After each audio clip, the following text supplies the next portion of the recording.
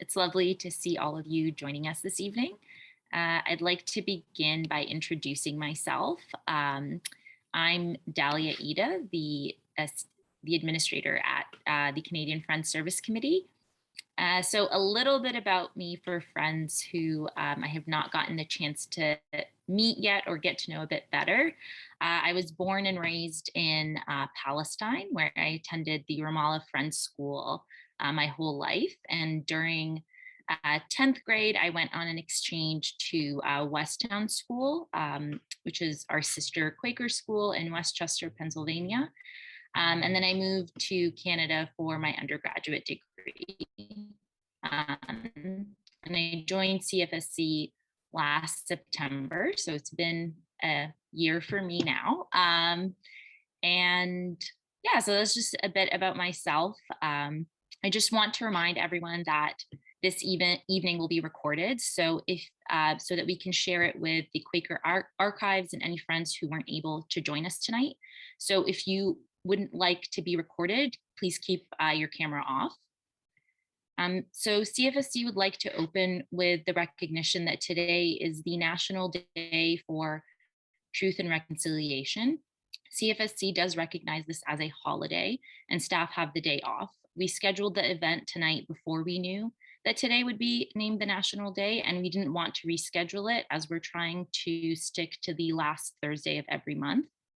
But we ask that as we move into a few moments of silent worship, that you reflect on the ongoing legacy of residential schools in Canada and what toll we have as settlers and friends in reconciling with Indigenous peoples, and what steps you can be taking in getting to know and living in right relationships with the Indigenous peoples whose lands we live and work on. I live and work on the traditional territory of the Wendat Piton Nation, and most recently the Mississaugas of the Credit River. This land has been the site of human activity for over 15,000 years and is subject to the Dish with One Spoon Wampum, a sacred treaty between the Haudenosaunee and the Anishinabe. As only one example, the Mohawk Institute Residential School, located in what is now called Brantford, south of Toronto, attempted to assimilate between 95 to 200 Indigenous children from the region each year until its closure in 1970. We at CFSC recognize that we have benefited from this horrible past, and we'll continue our work with our Indigenous partners in the spirit of reconciliation. So I'd like us to move into a bit of silent worship so we can come together in the silence.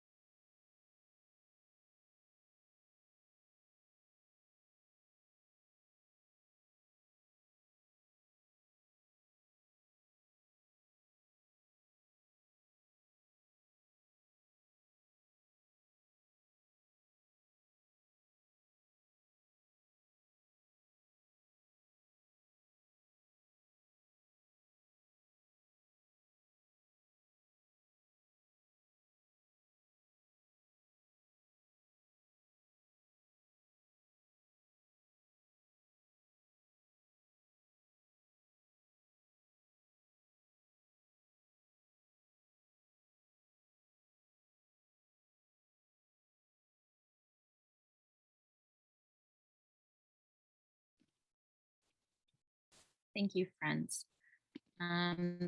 So I'm going to hand it over to Kira to give us a bit of information, housekeeping information and tech information. Perfect. Thanks, Dahlia. Sorry, I'm just going to keep my video off as I'm having a bit of internet lag problems. So just a few housekeeping items like Dahlia mentioned. I'm just going to ask that folks keep themselves muted throughout Dahlia's and our speaker Monica's remarks, and only unmute yourself during the discussion period if you intend to speak. We do have the chat open. I'm just asking that you do keep the discussion after Monica's presentation and the chat space safe and respectful for all. If you're having issues with connectivity, I just recommend turning off your video like I have, and you're also welcome to log back off and log back in, and I'll be sure to let you back in. And sometimes that just fixes the problem. Dahlia mentioned this earlier, but this evening is being recorded for the Quaker Archives and for any friends who are not able to join us tonight. So if you would not like to be recorded, please keep your video off. And we will be having some discussion time at the end. So I'm just going to ask that you hold on to your questions until then.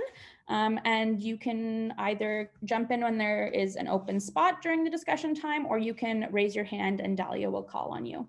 But other than that, I'm very glad to see you all. And thanks so much. Back over to you, Dahlia. Thank you, Kira.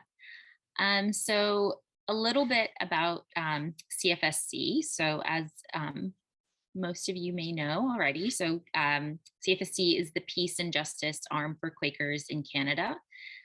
We have been conducting the Get to Know Thee Friends series since the beginning of this year in memory or to honor 90 years of Canadian Friends Service Committee's work. The three main areas of work or focus that CFSC has is criminal justice, Indigenous peoples, human rights, and peace. So if you would like to learn a bit more about the work we do, Kira will post a link to our website where you can find much more detailed information than what I'm saying right now. So for our 90th anniversary, we have a website which has stories and pictures of 90 years of CFSC's work. Kira will post the link to that in the chat as well. And if you know any friends in the photos or have any information about the projects, please let us know either by filling out one of the forms at the top of the page, or you can, and we'll make sure to include that in the website. You could always email one of us also if you have additional information. So as I mentioned, the Get to Know Thee Friends series is hosted at the last Thursday of every month for this calendar year. And we hope that you continue to join us. We really do enjoy seeing all of you, hearing the stories of friends and having the opportunity to come together with everyone. So I'm going to introduce our speaker and likely not do her any justice, but I will be brief because Monica will tell you much more. So today our friend is Monica Waltersfield. She's an associate with the Canadian Friends Service Committee currently. She is an artist and crafts designer and educator who has worked as a teacher, program leader, and craftswoman. As a committed lifelong learner, she has studied and worked in counseling, human rights education, gender equity, and Indigenous rights issues. Monica served as an observer at the United Nations Permanent Forum on Indigenous Issues for 10 years with CFSC. Monica values her experience of travel and volunteerism, which offers opportunities of living and learning locally at home and abroad, forming friendships, connections, and collaborations. Monica is a member of the Toronto Monthly Meeting, and she is currently an associate member with a focus on Indigenous peoples' human rights. So without further ado, I'll hand it over to Monica so she can chat with all of you.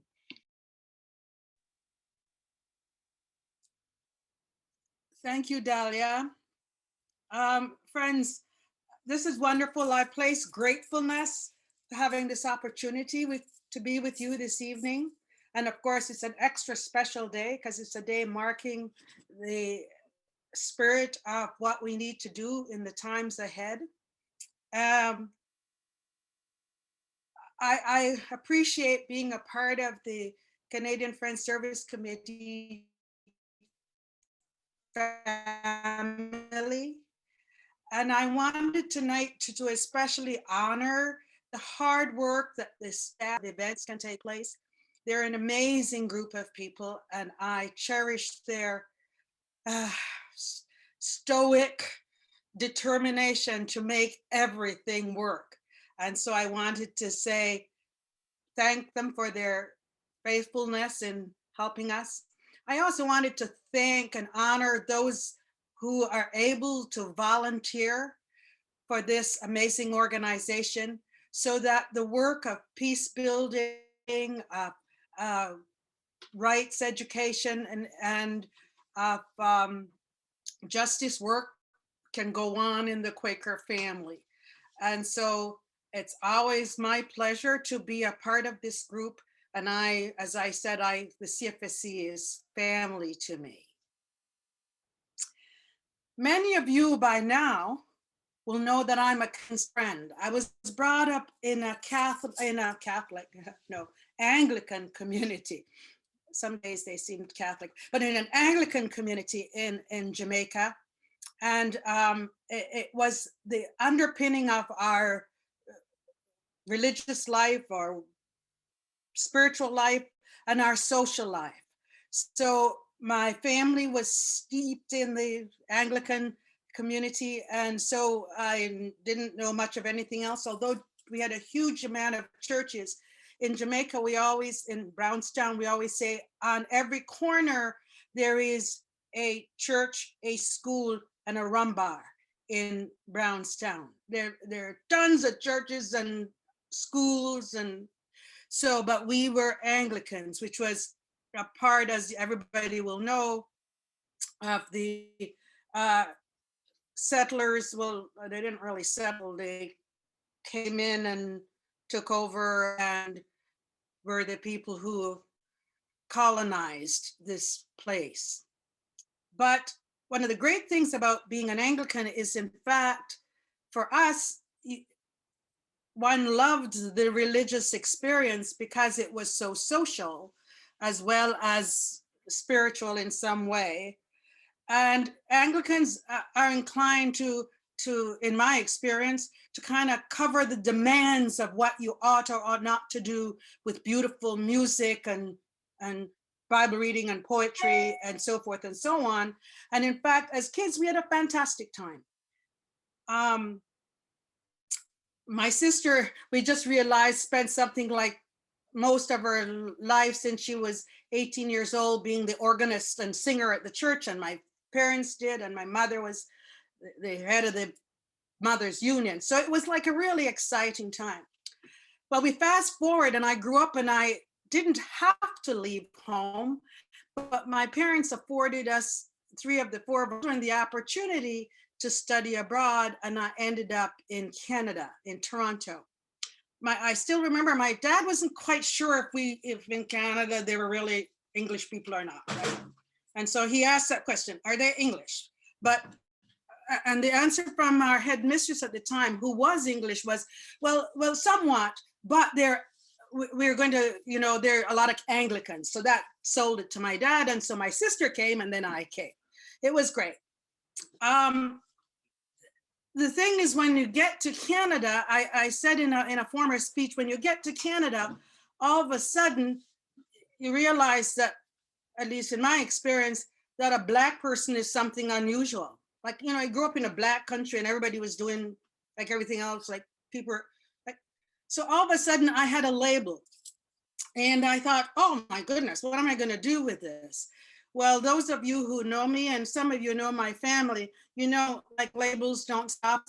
So I was going to have this fabulous time, which I did in my education. It was great. I joined everything, including the snow coming queen or something contest.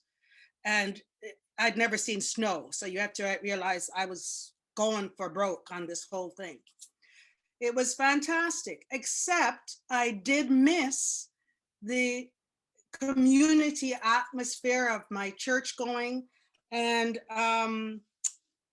what I felt was missing was that community around caring for each other and demonstrating love as one is able.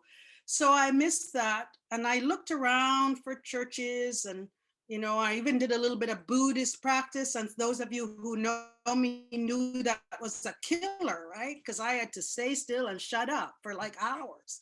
And it wasn't a thing for me. So it just got so that I was having a fantastic time. I met amazing people, but I was kind of a little out of sync.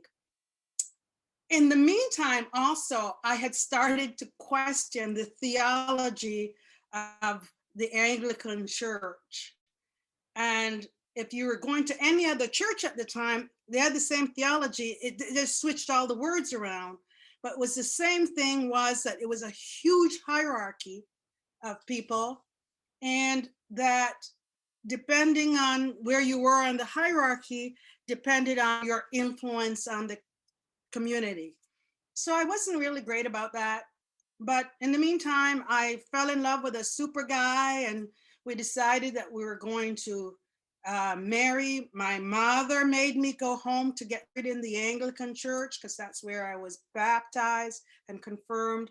So I still had that connection. Now, Jeffrey wasn't from a particularly religious family. So my kind of itchiness about trying to find a community was sometimes a bit annoying, I'm sure. But however, we ended up having a family. And when our first child came, we needed daycare.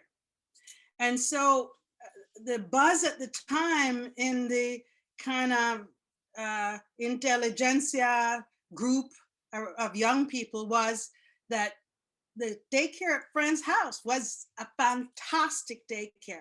And so we had to go find it and so forth and so on, which I did. We went together and we visited. Some of you might remember Elaine Hawkins, and she welcomed us fully and introduced us to the daycare staff. We spoke to them, and as we were leaving, she invited us back and said, please come. And on the way out, introduced us to the Quaker pamphlets. I don't know exactly what it says today, but in those days, the pamphlet read beautifully as like an egalitarian community. Everybody was welcome. Nobody told you what to do. And it just sounded like, yeah. So I said to Jeffrey, right, they're going to get you through the door, and then all of that, they're going to start changing, right? Because that's how you get into it. Anyway, we decided that we were going to go. And so we started to attend meetings, including at the time, in order for us to attend meeting with by that time we had 2 small people. With the small people was we had to come to meeting with our own babysitter. So we don't know anything else. So we thought that was the thing. So we did. So we showed up with these 2 active young men, particularly active. They were kids, I guess 5 and 3 at the time, and they were active. Well, they loved the freedom of being able to run up and down and around, and it was great. And we went to meeting for worship. Well, at that time, I have to say, the minute I went in, there was no one talking, no one saying anything. I felt I had come home. And anybody that knows anything about Anglicans and Friends House, they're literally apart. Anglicans are always singing, talking, reading in a worship, and Friends House was not so much, right? So we decided that yes, this was a place, to the point where we applied for membership a couple of years after, and we thought, well, if you're members, you better go find out what your really membership's at. So we took our whole family and went to live in Birmingham at the Woodbrook College for a year to study Quakerism, and I studied feminist theology at the time, as well as some art in the town. So when we got back, we were pumped. We had a fantastic, wholesome, terrific experience with Quakers from all over the world. Experiences, our guys had a delightful time. And I always remember there is a group of African women who had escaped out of Southern Africa, very South Africa, and they were going in Canada, in England, to learn to teach English because they were never going to speak Afrikaans again, and they were never going to teach their children how to do that. Well, they missed their children, so guess who they loved? Our children. So our children grew up with these women. You know, I don't know if you know many Black women at the time, but they were wholesome Black women with lovely bazooms and big laps. And the kids would find their way and they'd hug the kids and put them in the laps and kiss them. So it took so that my children started to escape from us to go spend time with these women. It was fantastic. When we got back to Canada after this amazing experience, we thought, well, we're going to really, really do the volunteerism, which was a big part of Quakers at the time. And there wasn't anybody that wasn't volunteering, it seemed to us, at the Toronto Monthly Meeting. Everybody had something to do, and they were like the activist types. They were like good. They didn't send out to do anything, they went. And so it was an exciting time for us. And it was at that time that we decided that I would take the boys to Camp Nokonis for the family camp at Nokonis. And it was at that time that I met the Prestons. And Dick and Sarah Preston were amazing at the time. And I met Jen Preston, who was a kid at the time. And we thought, whoa, you know, but we became very friendly because, again, you know, it's the bonds you formed. Well, fast forward again, Jen Preston eventually came to work with Cfsc, and we continued the friendship, and she encouraged me to be a part of Cfsc and to see what they were doing. And again, at the time, there were tons of people doing tons of things, and their lives were transformative, and everybody was living the activist life. I think, I'm not sure if Dick Preston is here, but I wanted to honor the Preston parents, because what they did was they taught their children, and I know, well, I can't guarantee for the others, but they certainly taught Jen Preston how to form relationships with Indigenous peoples that were reciprocal, honest, and in fact was the underpinning of how relationships were formed. I had not met anybody like that in Canada before. And so when Jen said to me, come on, you know, you can do something at Cfsc, come and join. And so I did, I did. And then poor Jeffrey had a lot of time, right? Then he had to be the primary parent because I was busily CFSCing. But it worked well for us. And it brought me to understand that one can volunteer in a committee, but one needed to do the work of that committee. It wasn't just enough to say you're a part of it, you had to actively do the work. And as you know, CFSC is very active in many at the national level, and not the local level, but certainly at the national level. It was also not too far from there that we were invited to visit people on Christian Island. And Christian Island is the home of an Indigenous, the Beausoleil Indigenous peoples. And they're there because I think this is now their third or fourth location, because every time they were somewhere and somebody else found out that the land was either fertile or it could be a good grazing land or it could be something, would move them. So this community kept getting moving and moving. But they had a program where they invited people who were not a part of their indigenous groups to lease land, and you could build a cabin on the land or a cottage, whatever people wanted to do. So at that time, we decided that we'd like to do that, in particularly because you don't even want to tell too many people, but I'm going to tell you, and you have to keep it under wraps. It is one of the most stunning places in terms of, it's on the Georgian Bay. And it was the first time that I could,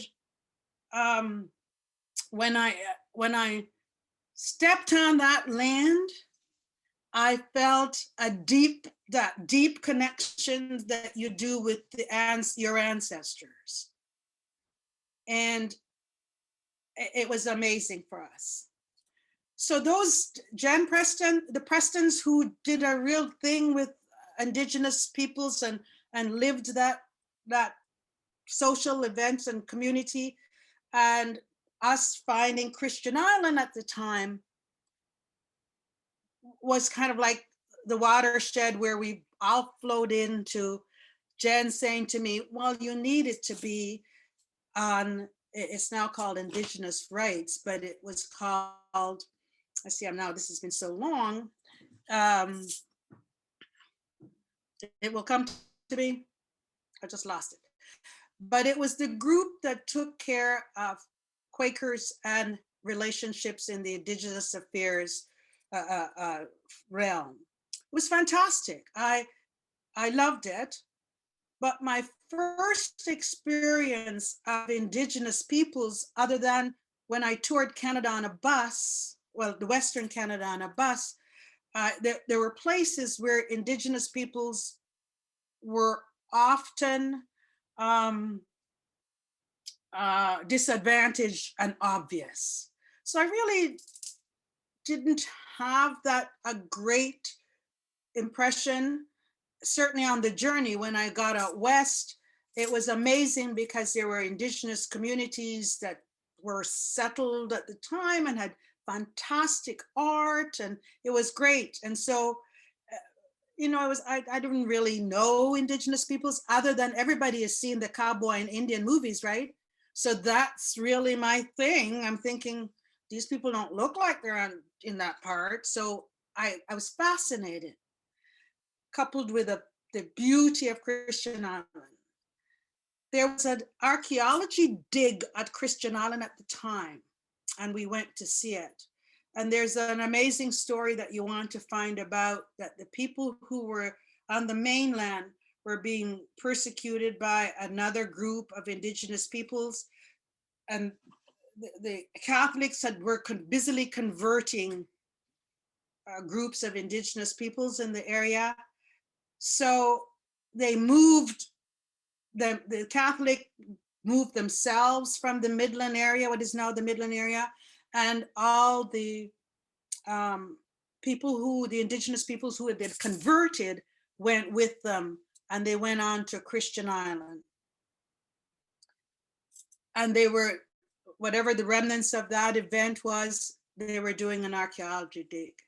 So we went to see what it was. There were two women, I can still see them today, digging with little wee shovels. As you know, that's a big archaeology thing, is to dig with little wee shovels so you don't injure anything. And we walked up, and one of them, there was a dark-haired woman and there was a blonde woman. And the dark-haired woman turned to me and said, "What are you doing here?" And I thought, oh, so I said, well, we were thinking of having a cabin on the island, and we had come to get a lease and so forth. And she said, okay, have you signed the lease? And I thought, yes, we had. She said, okay, next week you're going to come to my house. And I thought, I'm not saying no, I'm going. So Jeffrey, we had to drive all the way back up from Toronto up to Christian Island. And we were there, present at that house. And I didn't know what was to be expected, except we walked in the door, And Cecile, who was the woman I'd met, turned around and said, okay, this is Monica and Jeffrey, and they're cottagers, and they're from the city, and they're now ours. We're going to take care of them. And it was, oh, okay. Well, that in retrospect was one of the pivotal moments of my life. There was no huge anything. They just invited us in and continued on. And from that point, we were their family.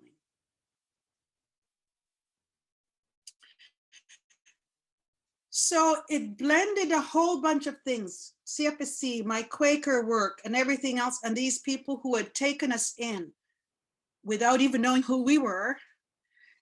It got us so that I thought to myself, well, I can do a lot of Quaker work, but there's a whole bunch of people doing that. And so this, obviously, I felt called because of everything connected. So that's how I ended up with my major focus with Cfsc was to work in the Indigenous rights and Indigenous fora about how people are treated. Of course, being a Black person, we have some similarities because coming out of what was a slave tradition of where we had come from, it's the same, you know, there are a lot of similarities. So I was called to do that. And at the time, well, you all know, mostly those of you who are not Quakers will know that Quakers, when they really feel called to do something, do it, right? And that was how that group was in terms of taking care of Indigenous rights. So we worked very hard. One might remember Phyllis Fisher. There were all kinds of people who were also equally working hard at that time, and many topics that affected the Indigenous, the rights and responsibilities of Indigenous peoples. So we worked away at it and tried our best at the time to connect the injustices of what was happening to the Quakers communities. And, you know, you probably, most of you all know this, you know, Indigenous peoples, in fact, can take care of their responsibility to run their nations, their families, and everything. They're like amazing. At Christian Island, I've never met so many intellectually nimble people and creative people. There were only 600 of them in this little spot at the time, and they're amazing. So one, in my mind, one did not have to be working with Indigenous peoples because they were doing their work. I felt that I was called to work with non-Indigenous peoples as best I could. So I did that as best I could. I got to know as much of the community as possible, and it was wonderful. You know, the fantastic part about being the only Black person around is people remember you, right? Then being the only Black person with purple hair, people double remember you. So I had, in no time, these people who didn't know where we came from knew Monica and Jeff and the boys, and they were young. So I didn't feel I didn't belong. Anything that was happening in the village, they would say to me, hey, Monica, we're having a healing circle, or we're having a da-da-da-da, you're coming? Nobody'd invite you, just ask you, are you coming? So I started to involve myself with that life whenever I was there. And again, I felt at home. It was a life I felt I could live. And my children, as a matter of fact, the community, they were the village community and the cottagers community. And in the mornings, certainly Jesse, our eldest lad, would get dressed, and I kind of yell as he was taking off down the the thing, remember, you have to come home for supper. And then I never saw him. And then at some point, the 8 or 10 boys that were roaming around that was that age, they would end up at my house for lunch or supper. But it was an amazing thing. And then there were young boys from the village, and they were like, it was wonderful. So fast forward to my being with the Cfsc Indigenous Rights Committee. I got interested in really doing more work with that committee in terms of, I watched Jen Preston, who was working, and as I said, we were friendly, and I heard things about our parents and so forth. And then at one time, I was invited to join that small group of people to go to the United Nations Forum on Indigenous Peoples. And as an education, I thought, wow. And so I went. Again, another transformative way of my life was I got to this place, and there was a massive room full of, if you've been to the UN, it's impressive that all that chair sitting around the circle thing and everything else. We're all Indigenous peoples. They were all, for the most part, brown and Black people, except of course for the Samis, which was really interesting because I'd only heard about those reindeer herders in your geography book, but there they were in Indigenous peoples. It was an amazing thing to me to watch, but it also showed me what the staff, anybody that accompanied Jen at Cfsc did. And then it dawned on me that it was not in right order to send an employee or employees on their own without a spiritual companion or someone that would remind them to eat, because it's hugely busy, this place, and there's tons of things happening. So Jen and whatever staff had accompanied her would have gone through a whole day and hadn't eaten or hadn't, it was, and I thought, no, this isn't right. So I said, and I volunteered, I will come to be the spiritual companion that Quakers really should always have if we send people out to do our work. And so I went, as that's how I started. Well, I soon learned there is no way to hold a staff member, certainly to hold Jen back from what was happening, because she'd be out of that apartment first thing in the morning, and she'd be in meetings and meeting with people all day, and she'd come home at 11, sometimes 12, and to start all over again. And whoever was the staff that accompanied her would also be doing it. It was like huge. So I thought about myself, okay, it's easy for me to remind people to eat. And so I started to become involved in the process of the forum. And there are meetings all over, and 2 people can't spread themselves. So I started to attend some of the meetings, and I learned one thing. One can think about doing this kind of work. One can read about this kind of work. But if one sees the work, one must do the work. You can't get there and watch all those people do all those things. And the amazing work of Indigenous peoples as they try to get themselves together. I also learned about the Maoris and the Samis were the 2 impressive groups, because they did not take no for an answer. And they were a part of the governing structure of their countries. And most of the other people are still trying to eke out from their governments what it is they need to do. Well, the Maoris and the Samis, first of all, most of the delegates from the Samis were women.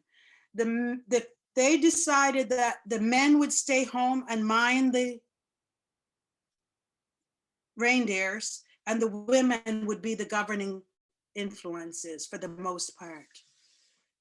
The Maoris said, no, you're not going to come here and live here without it. So anyone that came as a ceremonial person, whether you're a Maori or not, would go through the ceremonial activities of the Maoris. So it was an example that it was possible to be participating together in the governance of a country. So that primed us all up. It also taught me something invaluable, which is non-Indigenous peoples have no business telling Indigenous peoples what to do with their lives. It was so obvious in these events. We have no business telling people what to do, and certainly all these very amazing people. So then I became convinced that you had to do that government struggles, which I have done some, and as you all know, you've probably all done some, doesn't really kind of fruit in this country. So today, as we're talking about honoring, reconciliation and so forth and so on, I thought to myself at the time, and I still think, well, what can I personally do? And I discovered that, the UN is a really tricky place, and they have systems. Because I sometimes get negative, I said, I think they get that system so that you don't really learn what it is, so you can't really get the job done and you have to come back the next year, is what I think, but that's only me.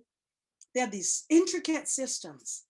So I looked around, I can't do the work that Jennifer Preston or the staff does, because that's big time policy work, and that takes lots of education and learning and activities and meetings. And I didn't have the time to do that. I was also working. So I looked around and it struck me. The system that is set up that you can speak at the UN is only dependent on if you get on the speakers list. And there were people from all over the world. There were countries that saved up to send one person because that's all they could get together in money to plead their case at the UN. There were places that were struggling and they'd come to the UN as what they felt was their last resort. But they didn't get to speak because they didn't get on the speakers list. And if you get one person at the UN, he or she is going to be at the bottom of the list because they make groups speak at most. So with the tutelage of Jen Preston and any staff that was there at the time, it struck me what I can do. All the responsibility I had was to get those people on the speakers list. I am your speakers list expert, because I figured out if you figure who was going to manage that speakers list and followed them all around that day, the minute they put the list on the table, I signed up my people. So it was fantastic. I had an amazing time. They were signed up. I would follow people around. Lunch was out of the game because you had to be there right after lunch. And do that. The other thing I also learned is, at the time I started to learn a little bit of Spanish, and is that if there are one or two people that have individual issues, there's usually 3 or 4 or 5 that have the same issues. So what I would do, and I don't know that Jen has ever forgiven me, but I will do, what we would do is I would gather them together and say, you all have the same issue. You need to go see Jen Preston. So I would point out Jen. Of course, Jen was great, because she's tall and blonde amongst all these brown people. You can find her. So it got so that we formed these groups, and I'd say, go see Jen. And if she couldn't find them, I'd get their stories in as many ways I could. And I'll say to Jen, there is this group over here. And Jen Preston knows more people at the UN, or they know her, than we can imagine.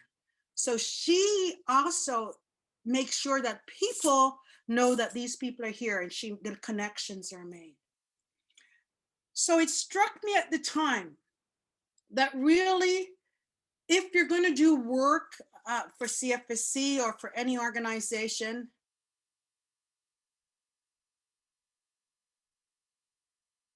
not you, I will become the least of it all. It is to find out how, in fact, I can be helpful. I don't have to have my name in print. You don't have to have your name in, nobody has to really know you, none of that. It's just how you're going to be helpful. How do you carry the situation from this complicated structure? How do you help to move it, even baby steps, forward? And so that really has been my work. It's been my work on Christian Island, where they were not permitted to do their traditional practices for years.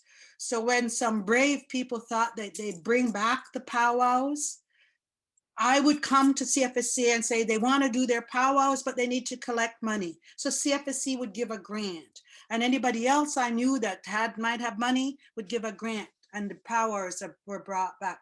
Not only because of our grant, but because the people were working all over to get this back.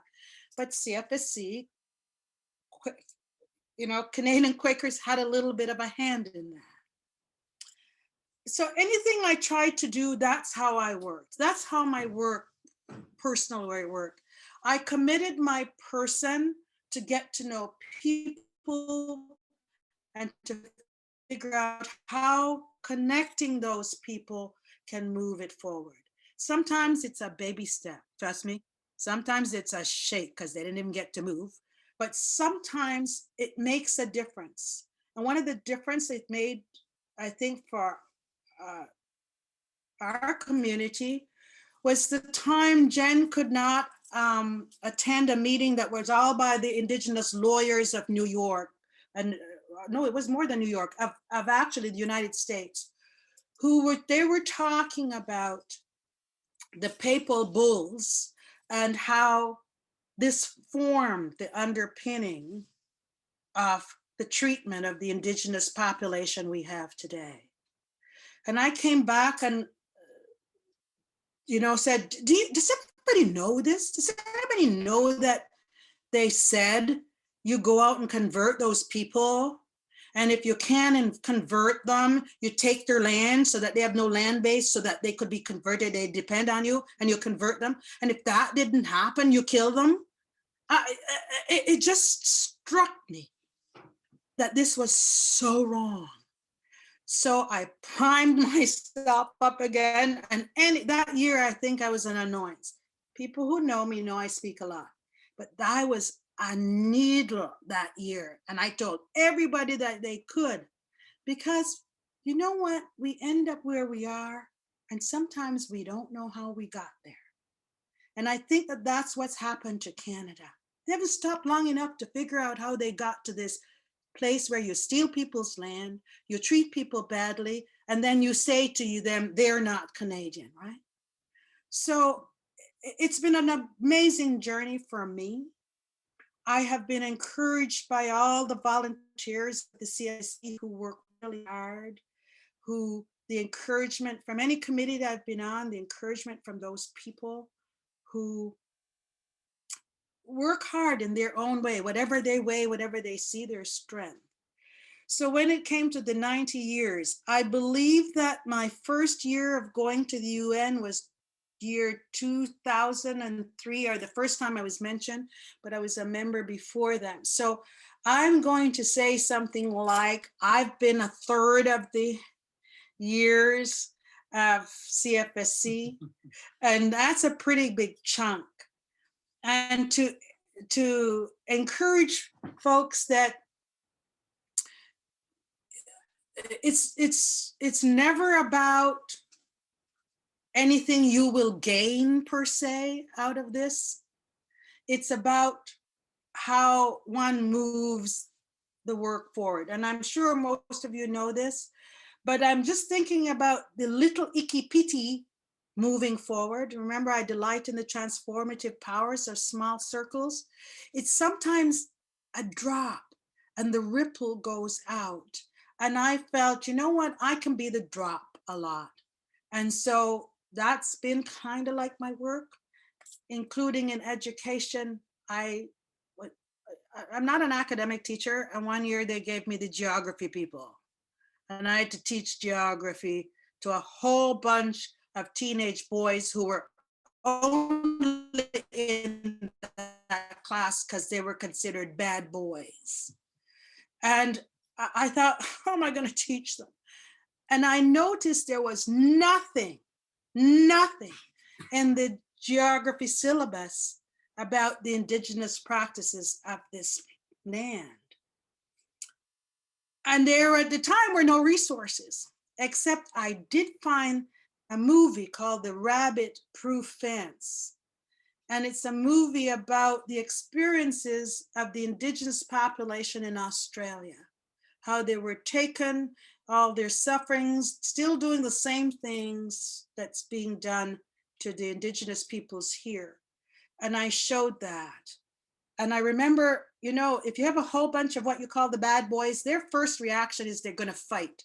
So they said, oh, that could never happen to us. We'd fight them. They couldn't take us. So I thought about it and I thought, no. So we talked more about it and we talked more about it and we talked more about people who instill what they believe is their power onto other people and how we needed to change that. And I said to those lads at the time, you can't depend on governments on the world. It has to be that you say it's wrong and then your behavior changes and you go forward with that. At the end of it, I found that this young lad who was very fair skinned, he had dark hair and everything else, that he was an indigenous lad. So these supposedly bad boys says, okay, you come, let's talk about this. And they started to connect. And I thought, that's what we need to do, is to talk with people. So Daria waved at me. It means I'm coming to my end. I just want you to have an opportunity to know how I do my work, and that time is of the essence. We can't wait because we have work to do in order to make where we live a more just place that is not oppressive, that in fact everyone has their place. And we have to remind each other, you can't steal and rob and lie expecting that it's going to be okay. Any questions? Thank you so much, Monica. I'm sorry that I feel very regretful that I had to give you a 5-minute warning, but just so we have a chance to answer questions. I don't, if anyone would like to raise their hand, and we can make sure. Oh, I see that Sil, I believe. Yeah, Celia. Oh, there you go, Celia. Sorry. Go ahead. Okay, thanks, Celia. Monica, you said at Christian Island you were there in the 60s. Where did you go? I don't see you. I'm sorry that I was there in the 60s. You said you were at Christian Island in the 60s. Did I get that? No. I wasn't there in the 60s. I was there in the 80s. So yeah, I've been at Christian Island about 30.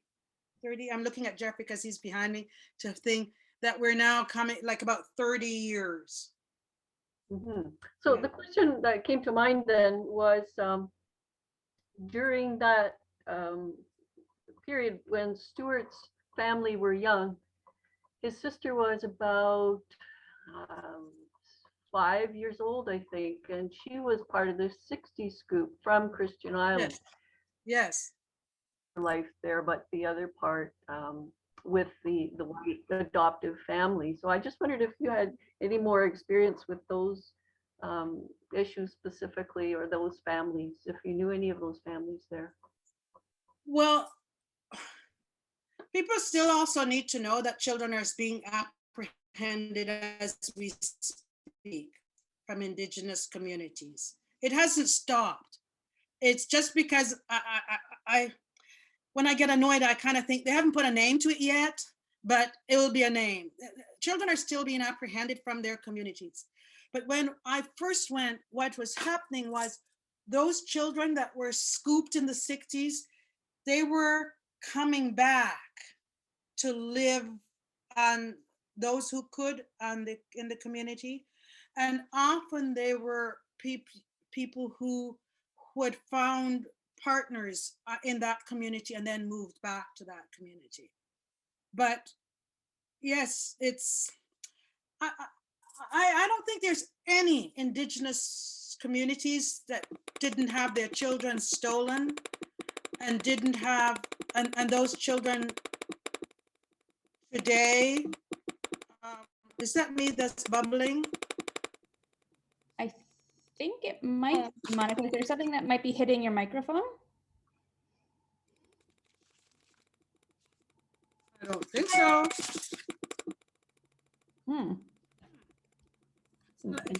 Maybe I'll take myself out and see if that helps. I'll stop the video. Yes, no? No, try turning off your microphone and turning that back on, Monica. No, okay, no. Kara, how do I do that? Turn off my microphone. Yeah, if you just mute yourself and then unmute yourself, maybe give that a try.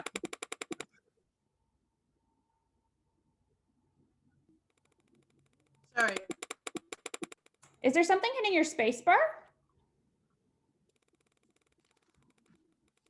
Oh, yes, my notes. Okay, There we go. Whoa. Thank you. Kara, you're the best. That out. Thank you. Yeah. You know, Sylvia, thank you for that question. I can only talk about the people I know, and I've come to know this community and love this community dearly. And as I said, they have accepted me as essentially as best they could, even in COVID, because you can't go. But there are friends there, and in that community. I know their children and children. As a matter of fact, I keep trying to put the names of the parents on the children because they're now being born. But I do know that there is, in my experience with this particular community, people are traumatized early, and it continues. However, they are working so hard to bring their communities back in right order. And I have faith that it will happen. But I've got to tell you, it's not because of the non-Indigenous peoples. It's because they're doing their own work. So Cfsc is great because it's helping us to do our work. And it's not their problems, people, it's our problem. We're the ones that need to change.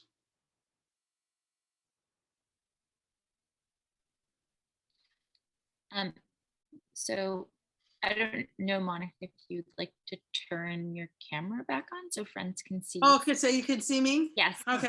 And also, Dick, I'll hand it over to you. I believe you have a question.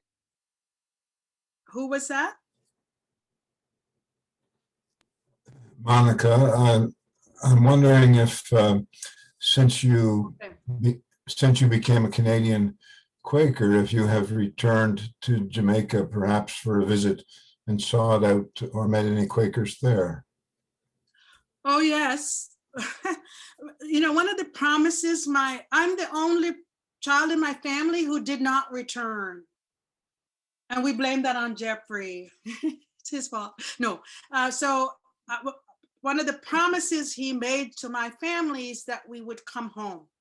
So I've been home frequently every year.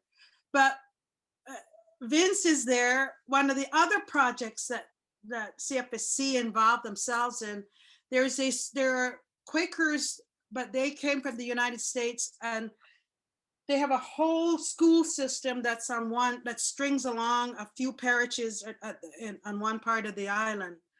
And there is a school there that we had become connected with, who had asked us if we would help them, the students, to keep this in mind, the students asked us if they would come, if we would come and help them to build a peace build and to do a club.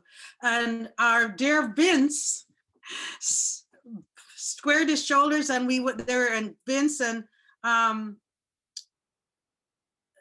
Vince remind me of, there was Meredith. her and Meredith Egan. And Meredith, of course, and Meredith Egan, and we went down and worked with that group. What happened was the teachers weren't as enthusiastic about it as the kids, so it kind of petered out. But at the time, Joan Brown, who now lives in Canada, was the president of the school council, or this board. She was the board, and she had encouraged us to come. So yes, we have been down. We've also been, Vince will remember, we got invited to their half-yearly meeting, and we went. And of course, they're programmed Quakers, so including music with tambourines and things. And so we had an eye-opener, didn't we, Vince? It was, and but also Toronto Monthly Meeting had a family, Joan and Oswald Murray, who were members, who lived there, and there's also a community in Kingston. So we've had connections, including adopting a basic school, which would be like your junior school, to there, that we support with funds, which of course we don't have enough of, especially this COVID year. You might hear from me, with funds to keep them going, to support them around additional things they can't afford. So we do have some connection with the Quakers there. Yeah, they had schools that housed children without parents, and they're quite forceful that they have there, but we have been involved, and Cfsc has been very supportive of what we've tried to do.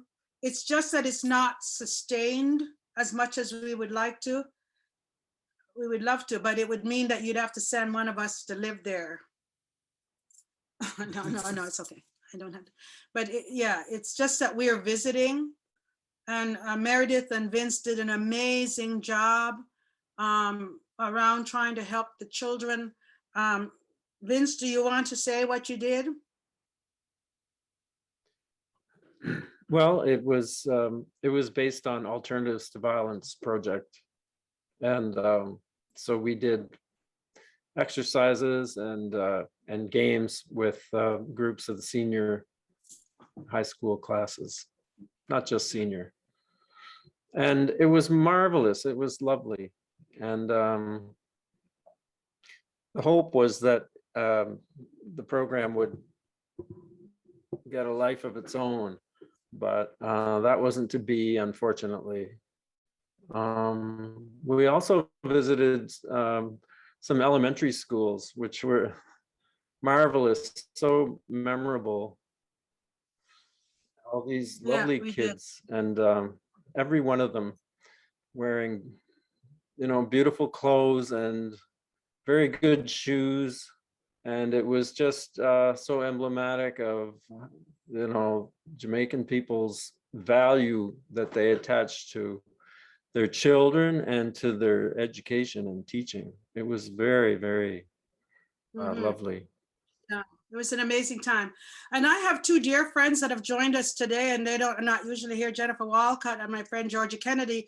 And Georgia Kennedy just reminded me that prior to coming Quakers, the only Quaker I knew was a woman called Helena Bricken, who was one of these, she had come from the United States, was a part of the Quaker influence there, who always in Brownstown would have a meeting for worship at her home. And she taught me English. And when I went back as an adult, we would go to her home to attend meeting for worship. And she was again the epitome of what a Quaker life could be, which is you're encompassing, you're respectful, you're not the most important person. You know, all of those things, that your job was to make the world a better place by taking your step, not anybody else's step, and trying to live your own story and not anybody else's story. And so that, yes, thank you, Georgie. Helen was an amazing person and an influence. Yeah. Any other questions? I see that Vince's hand is up. Yeah, Monica. Yes. I don't want to put you on the spot, but But you're this gonna. is about getting to know you, friend, right? Yeah. So you've mentioned on occasions that to groups of friends that I've been a part of, why you wear all those beautiful bracelets, and it's actually a kind of a, there's such an interesting story behind it. If you care to share that, if not. Oh, right. Yeah. Oh, yeah. So they're my bracelets. I jingle. My children used to say to everybody, my mother makes a noise. And I thought I have this loud voice, and I thought, oh dear, I'm gonna have to tone it down. But they could hear me coming because I jingled. As a child, I was gifted wee silver bangles, and I didn't really know until my parents explained it to me. And later I found out that, you know, after the abolition of slavery, the slaves, a huge number of slaves refused to work on the plantations in the old conditions. So what they did was they imported indentured, what they called indentured servants. And a huge group came from the South Asia. There were a huge group from rural Germany. There were a few Chinese, not a lot, but mostly from South Asia. So of course, if you're bringing all these people and they're only coming because you've convinced them that their lives will be better, they bring what they have. And as some of you might or might not know, that there are parts and of cultures that they wear their wealth essentially, which are the bangles. So, but mostly they were in gold, if you could. But when they got to the West Indies, we don't have any gold. But throughout that part of we don't have much gold, but you know, the West Indies and the South Americas, and you could mine silver, especially in the Central and South Americas, you could mine silver. So the practice kind of crept into the society some. And so my mother would give us these gifts. And so I got used to them. And then one of the things was, I'm not sure if this is the part that you mean, but when I left, you know, and you come to Canada,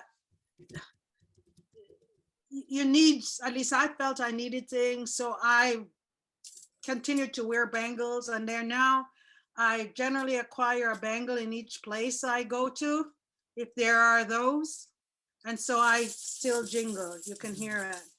And, and people give me gifts. I just have a friend who is from South Asia, and she had one made for me and brought it back. So it's kind of like my trademark in a way. But I'm not the only one. All kinds of people wear bangles from Jamaica. I see Georgie Kennedy. Yeah. Hi, Georgie. This is my friend, Georgie Kennedy, my dear friend from Jamaica. Yes. Although my voice wouldn't tell you that, I have a Jamaican citizenship through my husband, put it that way, but also through naturalization, put it that way. Monica, I wanted to go back to one of the comments you made about the Maori people. Yes. And the experience that we had when we were in New Zealand. One day we went to a museum, and it was closing time and it was pouring rain. And the security guard said to us, "Don't worry, I'm going to take you home." She not only took us home, she took us to all her ancestral places, took us all around. We went out for dinner. And she just took care of us the way your friends in Christian Island take care of you. It was just something she wanted to do. She wasn't, there was no ulterior motive. No. And then we went, that was I don't know if you all remember, but that was 2016, the year of the earthquake. We were slated to go to South New Zealand, but all travel was closed there. So we went on to Sydney for a few days, and then we came back, and we were planning to meet her, and I was all excited, and I'm still disappointed to this day that she got called into work that night, because we had gifts for her and she had gifts for us, and it was all based on just a few hours of being together. There are 370 million Indigenous peoples all across this world, and there's more, that's whoever showed up for what the census is. And as a part of the practice of most Indigenous communities is that you are welcome. So thank you for reminding us, Georgie, because I want us to think for a moment. There are people there who we have mistreated, we have stolen their stuff, we've done all of those things, and they are still open to inviting us in. Which brings us to today, and the fact that everything that happened today was peaceful, open, beautiful, still inviting non-Indigenous into their hearts, into their homes, into their practices after this mistreatment. So these are lessons. I have a document that's called the Anishinabe Code of Ethics. And if you ever come across it, it's an amazing document because it tells us how people who live traditionally, of course, because for a long time, traditional practices were not encouraged or were beaten or were stolen. And those children didn't come home because in fact, they were stolen so that they could be converted to whatever. But they have there are practices that continue to today of how it's in right order to treat each other and to treat nature and to treat oneself. We have so much to learn from our traditional, our Indigenous brothers and sisters. We have so much to learn, and we need to behave that way. We need to be receptive to hear, to listen. And our job is to listen and to follow the exemplars of those communities. Because, in fact, I still don't understand how that they're not more mean, because and I'm going to include myself, one of the things sometimes I think as a Black person, well, my peoples were also treated like that. But the reality is we have to stop and think, what do we do now that is the continuation of oppressive practices? We might pretty it up by shilly-shallying and doing things, but we are all living a life that is oppressive to groups of people. And so we need to, it's supposed to be about what I'm thinking, but I'm thinking that I am only worthy if in fact my intention is to be inclusive for everyone, that we are all one. And so therefore we're not working on what can in fact abuse the other person's goodwill. But we all know it's a big topic, but I wanted to remind us that we can't just read about it, and we can't just hear about it. We have to start to live it.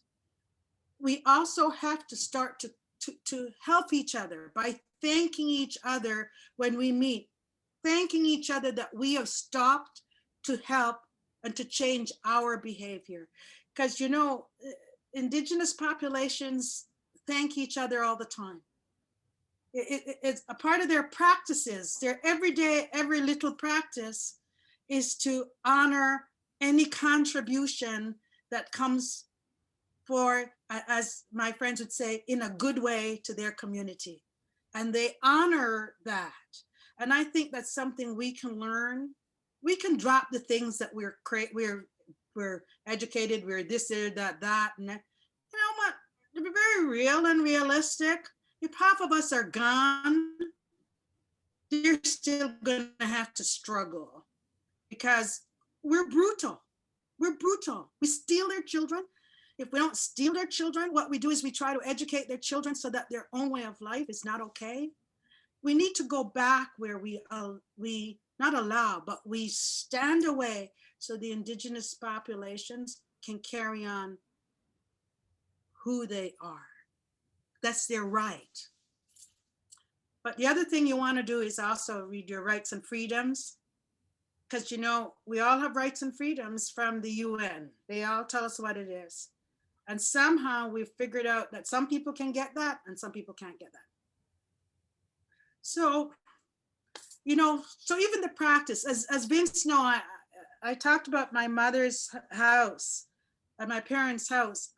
We grew up with the doors open because anyone who is of goodwill is welcome into our home. And we've tried that here. And sometimes it wears Jeffrey out, I'm telling you, because he has to do extra dishes and things, you know, to all the people that are coming in. But in our home, you know, as my friends in Mexico would say, gracias de Dios, we try to keep that. But it's behavior that we could well learn from the indigenous populations of this land and of other lands. Any other questions?